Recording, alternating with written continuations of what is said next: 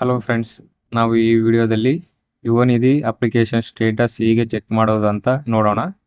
ಮೊದಲನೆಯದಾಗಿ ನೀವು Yuvanidhi status check ಮಾಡಬೇಕು ಅಂತ ಅಂದರೆ ಕ್ರೋಮ್ ಬ್ರೌಸರ್ನ ಓಪನ್ ಮಾಡ್ಕೋಬೇಕು. ಕ್ರೋಮ್ನಲ್ಲಿ ನೀವು ಸೇವಾ ಸಿಂಧು ಅಂತ ಸರ್ಚ್ ಮಾಡಬೇಕು.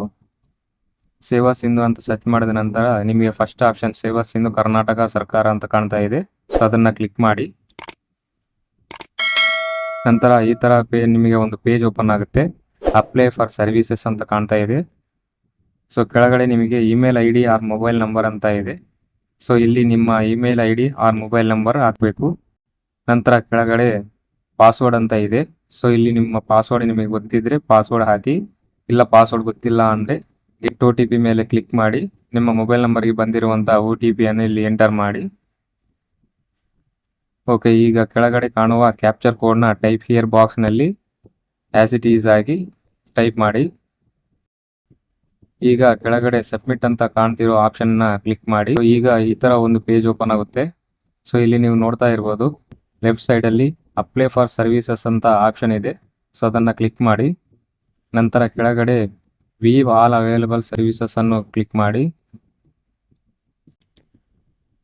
ಈಗ ರೈಟ್ ಸೈಡ್ನಲ್ಲಿ ಸರ್ಚ್ ಬಾಕ್ಸ್ ಬಂದಿದೆ. ಸರ್ಚ್ ಬಾಕ್ಸ್ನಲ್ಲಿ ನೀವು ಯುವನಿಧಿ ಅಂತ ಟೈಪ್ ಮಾಡಬೇಕಾಗಿರುತ್ತೆ. ಯುವನಿಧಿ ಅಂತ ಟೈಪ್ ಮಾಡಿ. ಯುವನಿಧಿ ಅಂತ ಟೈಪ್ ಮಾಡಿದ ನಂತರ ನಿಮಗೆ ಇಲ್ಲಿ 3 ಆಪ್ಷನ್ ಕಾಣುತ್ತೆ. ಮೊದಲನೆಯದು ಯುವನಿಧಿ ಅರ್ಜಿ ಸ್ಥಿತಿ ಪರಿಶೀಲನೆ ಅಂತ ಇದೆ. ಸ್ಟೇಟಸ್ ಚೆಕ್ ಮಾಡಲು ಇದನ್ನು ಕ್ಲಿಕ್ ಮಾಡಿ. ಈಗ ನೆಕ್ಸ್ಟ್ ಪೇಜ್ ಓಪನ್ ಆಗುತ್ತೆ. ಇಲ್ಲಿ ಕೆಳಗಡೆ ಸ್ಕ್ರೋಲ್ ಮಾಡಿದಾಗ ನೀವು ಇಲ್ಲಿ ನೋಡ್ತಾ ಇರ್ಬೋದು, ಇಲ್ಲಿ Yuvanidhi registration application reference number ಅಂತ ಇದೆ. ಅಂದರೆ ನಿಮ್ಮ ಯುವನಿಧಿ ನೋಂದಣಿ ಅರ್ಜಿ ಉಲ್ಲೇಖ ಸಂಖ್ಯೆ ರಿಜಿಸ್ಟರ್ ನಂಬರನ್ನು ಇಲ್ಲಿ ಎಂಟರ್ ಮಾಡಿ.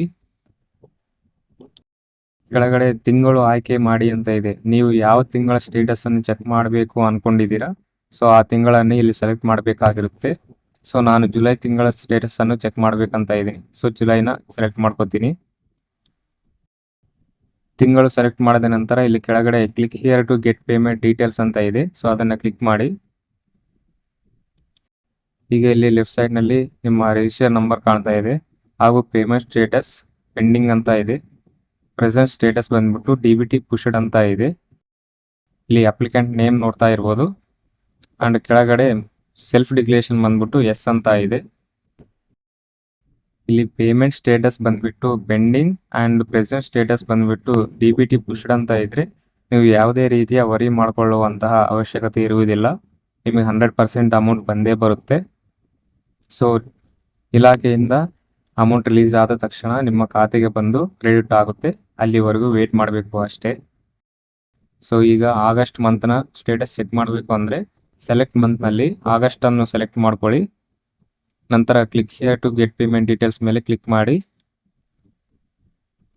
ಈಗ ರಿಜಿಸ್ಟರ್ ನಂಬರ್ ನಿಮ್ಮ ಡೀಟೇಲ್ಸ್ ಫಿಚ್ ಆಗಿ ಬಂದು ಇಲ್ಲಿ ಪೇಮೆಂಟ್ ಸ್ಟೇಟಸ್ ಬಂದ್ಬಿಟ್ಟು ಏನು ತೋರಿಸ್ತಾ ಇಲ್ಲ, ಖಾಲಿ ಇದೆ. ನಂತರ ಪ್ರೆಸೆಂಟ್ ಸ್ಟೇಟಸ್ ಬಂದ್ಬಿಟ್ಟು your application will be complete 180 days on ಅಂತ ನಿಮ್ಮ ಅಪ್ಲಿಕೇಶನ್ ಯಾವ ಡೇಟ್ನಂದು 180 ಡೇಸ್ ಕಂಪ್ಲೀಟ್ ಆಗುತ್ತೋ ಆ ಡೇಟನ್ನು ಇಲ್ಲಿ ತೋರಿಸ್ತಾ ಇದೆ. ನಿಮಗೆ ಈ ಇನ್ಫಾರ್ಮೇಷನ್ ಇಷ್ಟವಾಗಿದ್ದಲ್ಲಿ ಲೈಕ್, ಶೇರ್ ಆ್ಯಂಡ್ ಸಬ್ಸ್ಕ್ರೈಬ್ ಮಾಡಿ. Thank you.